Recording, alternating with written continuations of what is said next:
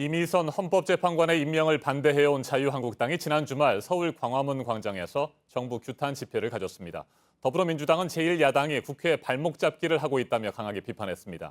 여야의 계속되는 갈등과 대치로 4월 임시국회도 사실상 빈손으로 끝날 우려가 커지고 있습니다. 오늘 여야 원내대표 회동에서 꽉 막힌 전국을 풀 해법이 마련될 수 있을지 주목됩니다. 차재원 부산가톨릭대 초빙 교수와 한 걸음 더 들어가겠습니다. 안녕하십니까? 안녕하세요. 네, 이미선 헌법재판관 후보자의 임명에 강하게 반대를 해왔습니다. 자유한국당 결국 임명이 되니까 지난 주말 대규모 집회를 가졌습니다. 어떻게 보셨습니까? 저는 세 가지 변화를 봤는데요. 그러니까 지금 정당 전체적으로 봤을 때는 웰빙 정당이라는 상당한 당내의 여러 가지 비난이 많았지 않습니까? 그런데 이번 투쟁을 계기로 해서 강경 선명 야당으로 저희 변화를 이룬 것이 아닐까 하는 생각이 들고, 그리고 또 한편으로는 이 지금 그 한교안 대표 자체적으로 봤을 때는 또 그 초보 정치인에서 대중 정치인으로 완전하게 변화가 된 것이 아닐까 하는 생각이고, 그리고 정치적인 입장에서는 탄핵의 수세 국면에서 이제는 문재인 정부 전방위에 대한 규탄으로 돌아서는, 그러니까 공세적 전환으로 돌아섰다.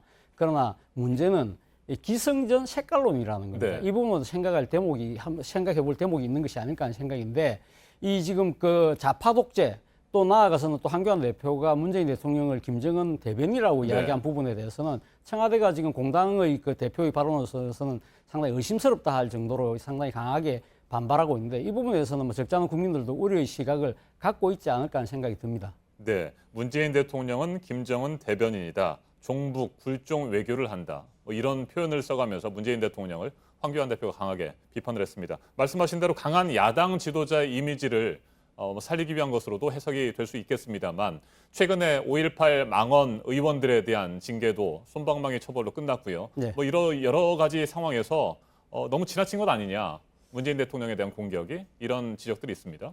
일단 한교안 대표 입장에서는 이렇게 강하게 지금 당을 이끌어가는 부분에 있어서는 아마 세 가지 정도를 노리고 있는 것 같습니다. 첫 번째는 일단 보수 세력을 결집할 수 있다. 그리고 네. 두 번째는 당내 여러 가지 논란이 되고 있는 탄핵에 대한 그 개파 간의 입장 차이, 그리고 아까 5.18 망언이라든지 세월호 참사에 대한 망언에 대한 여러 가지 그 당내 또 논란도 잠재울 수 있다.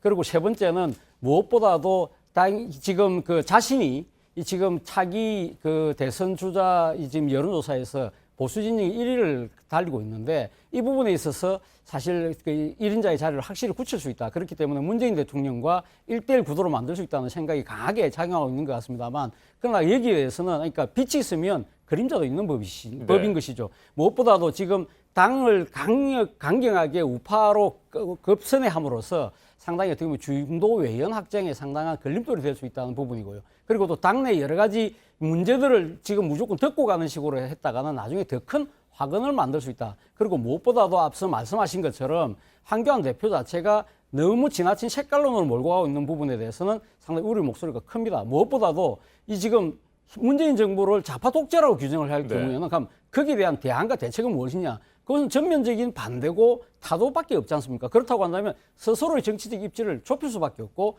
그 경우는 본인이 지금 생각하고 있는 다음의 이 큰 그 걸음, 총선과 더 나아가서는 대선을 통해서 정권을 되찾아오는 데 있어서 과연 이 지금 집토끼 말고 산토끼를 잡을 수 있느냐는 그러한 의문에 부닥칠 수밖에 없을 것 같습니다. 네, 자유한국당은 다음 달에도 대국민 보고대회를 연다고 하고요. 대여 공세를 강화할 모양인데, 이처럼 여야가 계속해서 충돌만 하게 된다면 4월 임시국회도 역시 앞에서도 제가 언급했습니다만 빈손 국회로 끝날 가능성이 높겠어요. 그렇죠. 지금 4월 임시국회가 지금 개회된 지 지금 벌써 보름째입니다. 그렇기 때문에 지금 상임위 일정은커녕 지금 본회의 일정조차도 지금 자치를 못하고 있습니다. 그렇기 때문에 말 그대로 지금 개점 휴업 상태인데요. 여기다가 지금 이미선 헌법재판관 임명 강행에 대한 불만을 품고 지금 자유한국당이 장애투쟁을 선언하지 않았습니까? 네. 거기다가 지금 자유한국당을 뺀 여야 사당이 지금 그 선거제를 비롯한 패스트트랙을 추진한다고 하니까, 이 경우에는 자유한국당은 아예 국회를 버리겠다는 아주 강경한 입장이기 때문에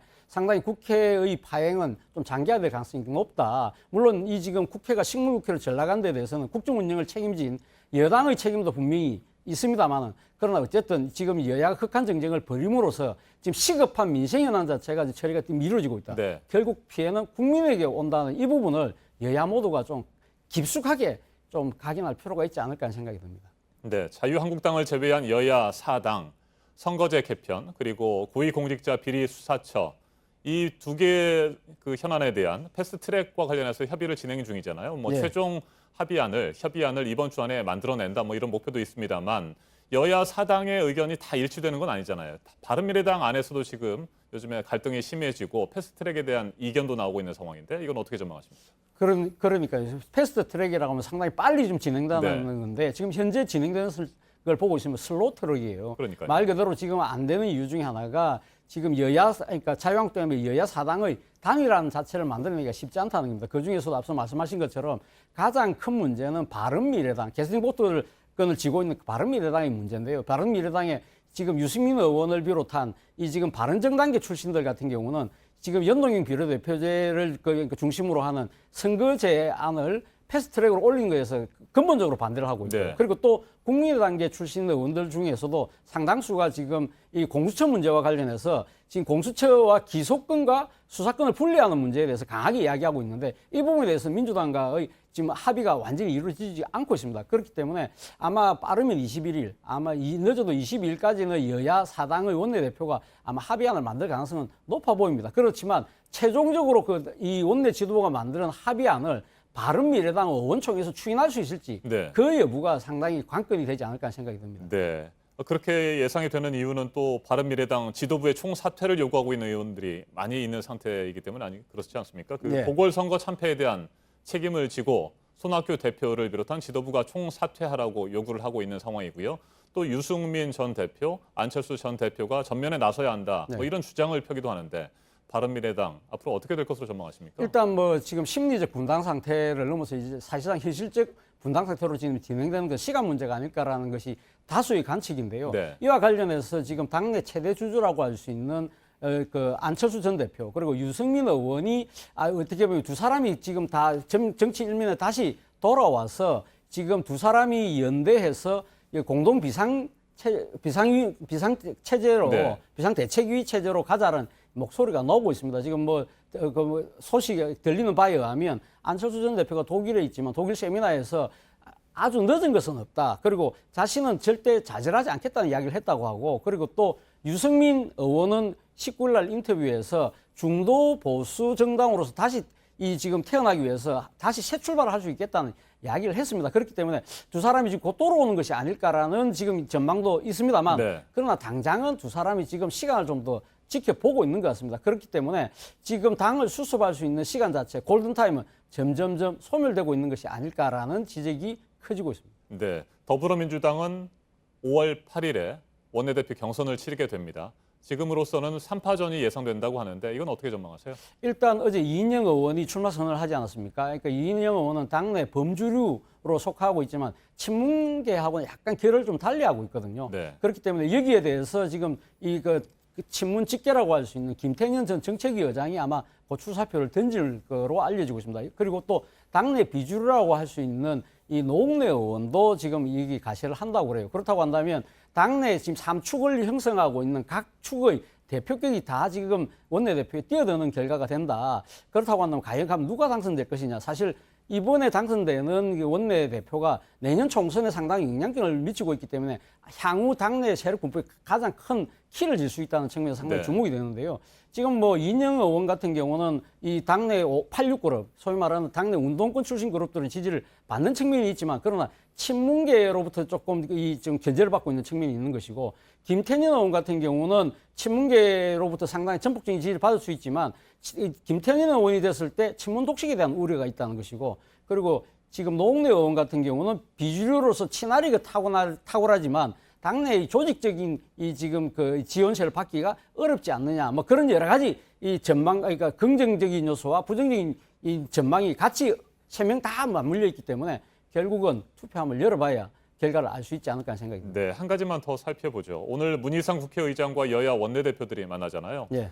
심각한 또 시급한 이런 주요 현안들이 있을 텐데 이 부분에 대해서 논의가 이루어지겠죠? 일단 지금 당장에 발등에 불이 떨어진 것이 탄력 근로제 지금 단위 근로시간제를 연장하는 부분 그리고 또 최저임금제에 대해서 지금 구간 설정위원회를 설정해서 지금 최저임금 결정 구조를 좀 바꾸는 부분 이것이 지금 이 노동계와 경영계에 지금 발등이 떨어진 불이거든요. 네. 이 부분을 아마 집중적으로 논의를 할 것 같습니다. 그런데 지금 여야 간에 상당히 이 견해차도 크고 그리고 또 지금 근본적으로 자유한국당이 지금 현재의 국회 테두리 내에서 뭔가 지금 이 논의를 하는 거에 대해서는 상당한 여당에 대해서 불신을 갖고 있기 때문에 이 부분이 과연 어떻게 해소될 것이냐 그런 부분들이 상당히 걱정이 되는 측면이 있는 것이고요. 또 하나는 지금 그 강원도 산불 때문에 네. 추경이 사실 급하지 않습니까?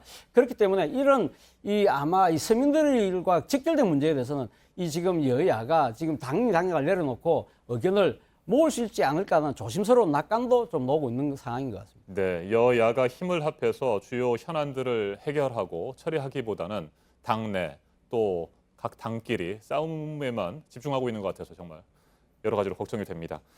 차재원 부산 가톨릭대 초빙 교수였습니다. 말씀 잘 들었습니다. 감사합니다.